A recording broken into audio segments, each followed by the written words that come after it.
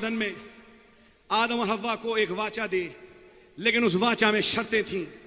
अगर तुम फल नहीं खाओगे तो जीवित रहोगे, फल खाओगे मर जाओगे। क्योंकि वहां शर्त थी और उस शर्त को आदमी पूरा नहीं कर पाया, आदमी गिर गया। लेकिन कई सालों के बाद खुदा ने एक 7 अक्षर वाले आदमी को चुना, जिसका नाम HAM से एंड होता था, जिसका नाम अब्राहम था। आमीन। और खुदा ने उसके साथ एक ऐसी वाचा बांधी जिसमें उसने अब्राहम से शर्तें नहीं रखी। उसने अपने मुल्क, अपने देश, अपने बाबुल से छोड़ के निकला, क्योंकि मैं तुझे और तेरे बीच को एक देश दूंगा और तेरे वंश को आसमान का सितारा बनाऊंगा।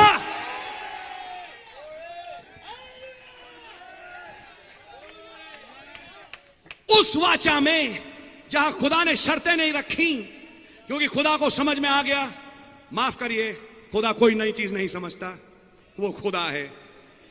खुदा जानता था अगर एकमात्र तरीका है इंसान को कुछ देने का, वो यही है कि मैं उसके साथ एक ऐसी वाचा बांधूं जहां मैं अपनी शर्तें ना रखूं। अगर शर्तें नहीं रखूं तो फिर सारा काम कौन करे? तो सारा काम इंसान नहीं, मैं करूं। क्या मैं आपसे कुछ कह सकता हूं? जब वाचा शर्तों के साथ थी बाग एदन में, थोड़े समय के लिए हव्वा अपने पति आदम से अलहदा हुई और सर्प से बातचीत करी।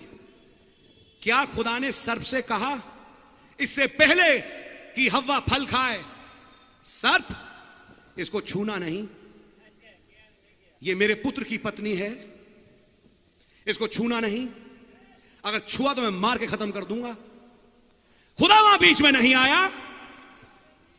लेकिन जब अब्राहम का जिक्र है और मिस्र का राजा सारा को लेके जा रहा है, जब गरार का राजा अबीमेलेक उस सारा को लेके जा रहा है, जिसके साथ एक वाचा है, जिसमें एक बच्चा है, जो एक वायदे का पुत्र पैदा करने वाली है, जब मिस्र के राजा ने उसे छूना चाहा, खुदा ने कहा बीमारियों से मार दूंगा। जब अबीमेलेक गरार के राजा ने छूना चाहा, उसने कहा तेरे सारे मुल्क की औरतों की कोखें बंद कर दूंगा, उसे मत छूना, वो मेरे नबी की पत्नी है। Hallelujah, hallelujah.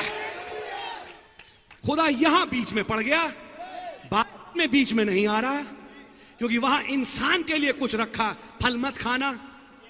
यहां खुदा ने वाचा में कंडीशन नहीं रखी, और इसलिए ताकि सारा फंसे ना, अब खुदा के लिए है, अरे ये तो